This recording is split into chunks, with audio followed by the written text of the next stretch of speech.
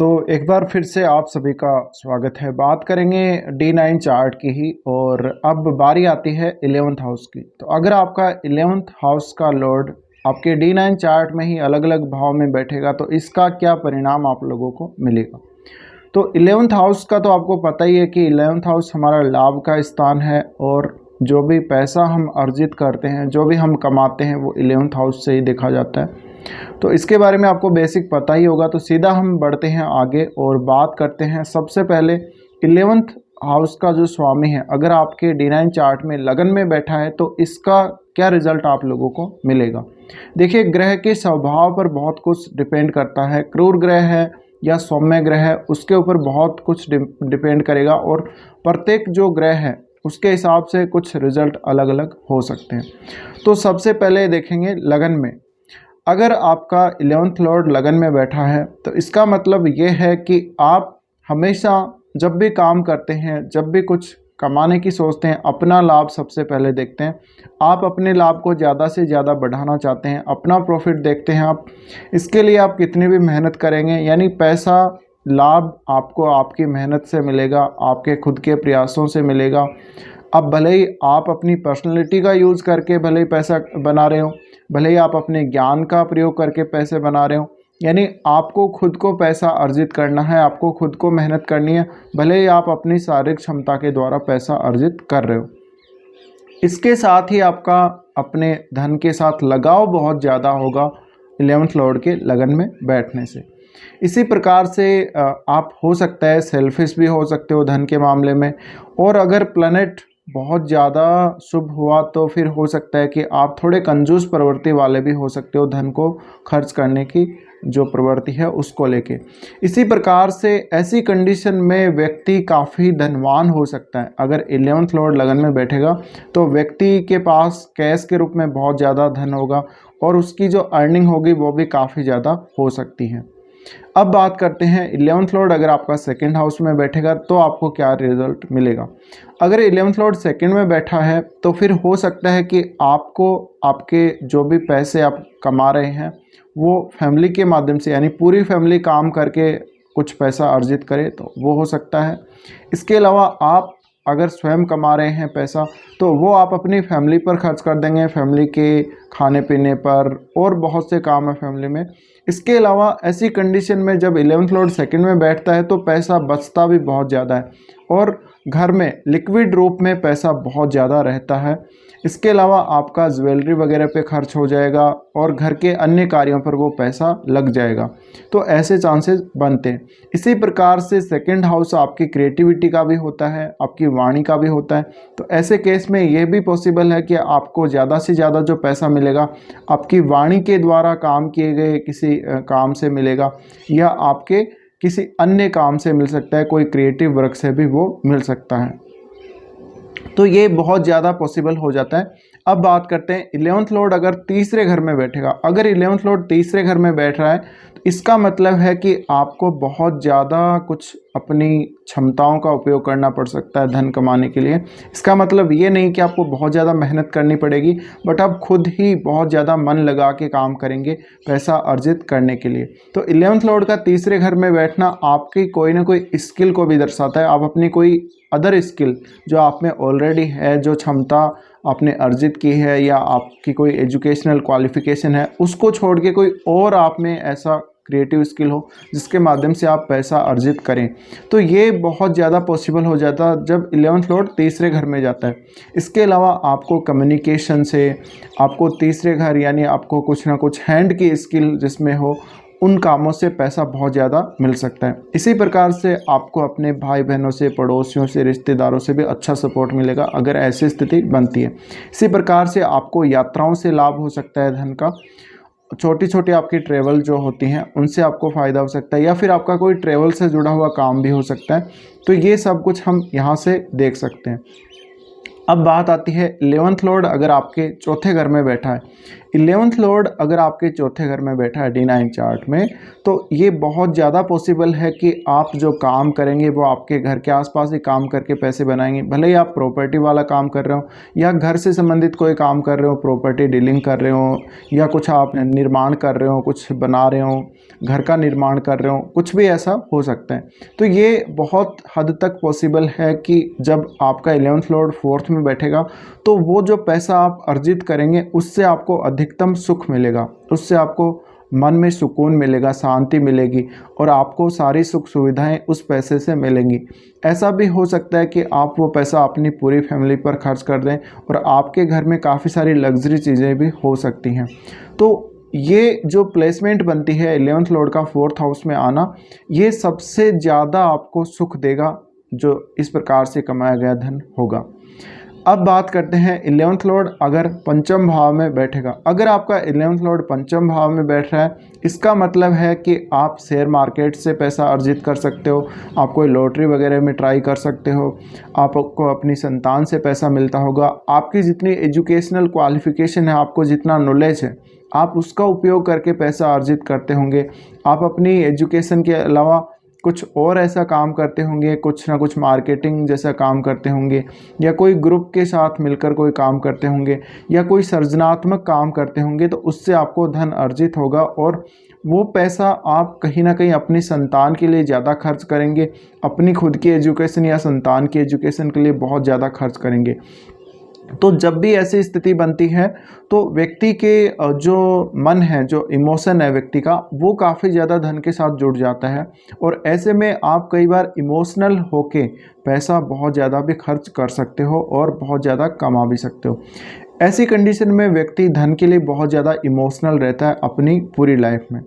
अब बात करते हैं 11th लॉर्ड अगर आपका 6th हाउस में बैठ रहा है। अगर आपका 11th लॉर्ड 6th हाउस में बैठ रहा है, इसका मतलब है कि आपको धन कमाने के लिए काफ़ी ज़्यादा संघर्ष करना पड़ सकता है, बहुत ज़्यादा स्ट्रगल करना पड़ेगा, आपको बहुत ज़्यादा मेहनत करनी पड़ेगी, काफ़ी सारी परेशानियों का आपको सामना करना पड़ सकता है। इसी प्रकार से ये भी चांसेस बनते हैं कि आपको एक पर्टिकुलर एक रूटीन फॉलो करना पड़ेगा, ऑफिस में आपको निरंतर काम करना पड़ेगा, तब आपको लाभ होगा। तो ये एक अच्छी बात है वैसे देखा जाए तो। और ऐसे केस में आपको ये भी चांसेस बनते हैं कि आपके पास जॉब रहेगा, तो आपका जो भी जॉब होगा, हालांकि उसमें आपको मेहनत ज़्यादा करनी पड़ेगी, उसमें आपको जिम्मेदारी आपको ज़्यादा लेनी पड़ेगी, लेकिन आप पैसा उससे अर्जित करेंगे। इसी प्रकार से अगर प्लैनेट बहुत ज़्यादा क्रूर हुआ आपका 11th लॉर्ड, तो ऐसे केस में ये चांसेस बनते हैं कि आपको अपने शत्रुओं से बहुत ज़्यादा फ़ायदा होगा, आपको कहीं ना कहीं जो कोर्ट केस वगैरह हैं उसमें बहुत ज़्यादा फ़ायदा होगा, तो उससे भी आप धन अर्जित करेंगे।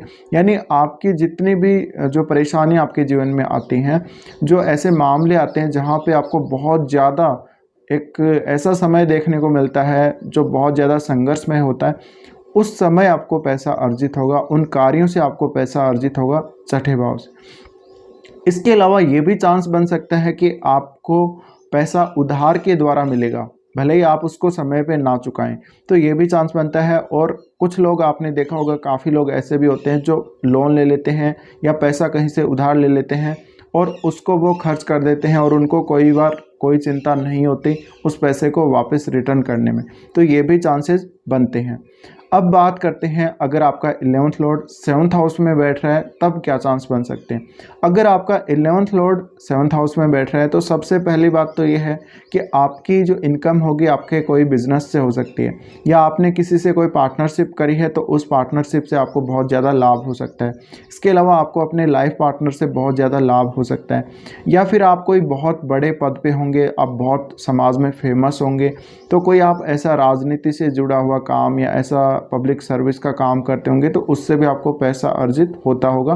यानी कोई भी काम हो सकता है, आपको अपनी पर्सनैलिटी के माध्यम से आपको पैसा मिलता होगा, आपको अपनी प्रतिष्ठा के हिसाब से पैसा मिलता होगा किसी भी काम से। इसके अलावा आपका जो लाइफ पार्टनर है उसमें उसकी भूमिका बहुत ज़्यादा अहम हो जाती है जब भी 11th लॉर्ड 7th हाउस में आ जाता है। तो इसका मतलब ये भी है कि आपका लाइफ पार्टनर आपको धन के मामले में बहुत ज़्यादा सपोर्ट करेगा और हो सकता है आपका जो पूरा घर का खर्चा है, परिवार का खर्चा है, वो उनकी ही कमाई से निकले। अब बात करते हैं 11th लॉर्ड अगर आपका अष्टम भाव में बैठ रहा है तो इसका आपके ऊपर क्या असर हो सकता है। अगर आपका 11th लॉर्ड आपके अष्टम भाव में बैठ रहा है तो इसका मतलब ये है कि आपके फाइनेंशियल जो गेन होंगे या आपके पास जो धन आएगा, जो आप अर्जित करेंगे, उसमें बहुत ज़्यादा आपको उतार चढ़ाव देखने को मिलेंगे। कई बार आपको बहुत ज़्यादा अर्निंग हो जाएगी, बहुत ज़्यादा पैसा आ जाएगा और कई कई बार ऐसा भी होगा कि आपको बहुत कम पैसा भी आएगा। इसी प्रकार से अष्टम भाव से जब इसका संबंध हो जाता है तो अचानक आपको कोई बहुत बड़ा धन लाभ, बहुत बड़ा कोई प्रॉपर्टी का लाभ होने के भी चांसेस बनते हैं। इसी प्रकार से आपको अपनी पैतृक संपत्ति से बहुत ज़्यादा लाभ होने के, आपके जो इन-लॉज हैं, इन-लॉज से बहुत ज़्यादा आपको फ़ायदा होने के चांसेस बन जाते हैं। इसी प्रकार से आपको कई बार ऐसा भी होगा जब आपको बिना मेहनत के बहुत सारा पैसा मिल सकता है। और आपको अष्टम भाव के किसी काम से, जैसे रिसर्च से, अकल्ट से, या कोई और काम आप ऐसा करते होंगे जिससे आपको धन अर्जित होगा। तो अष्टम भाव वाला जो भी धन आपको अर्जित होगा वो ऐसी प्लेसमेंट होने पे बहुत ज़्यादा अर्जित होगा आपको, और उसी से आपका सारा काम बनेगा, उसी से सारे काम आपके चलेंगे। अब बात करते हैं 11th लॉर्ड जब 9th हाउस में होगा। अगर आपका 11th लॉर्ड 9th हाउस में बैठा है, इसका मतलब ये है कि आपको विदेश से, किसी दूसरे स्टेट से फ़ायदा हो सकता है धन के मामले में। आपको भाग्य बहुत ज़्यादा साथ देगा धन अर्जित करने में। तो इसलिए अब भाग्य का साथ यहाँ मिल जाता है। भाग्य का साथ मिलने का मतलब है आप चाहे कोई भी काम करें उससे आपको धन अर्जित होगा, और आप कोई भी जॉब करें उसमें आपको धन अर्जित होगा। तो ये भी एक बहुत अच्छा हम योग बोल सकते हैं धन अर्जित करने का या धन आने का, जो कि आपके 9th हाउस से 11th का कनेक्शन बन जाता है। तो ऐसे केस में आपको अपने फादर से धन मिल सकता है।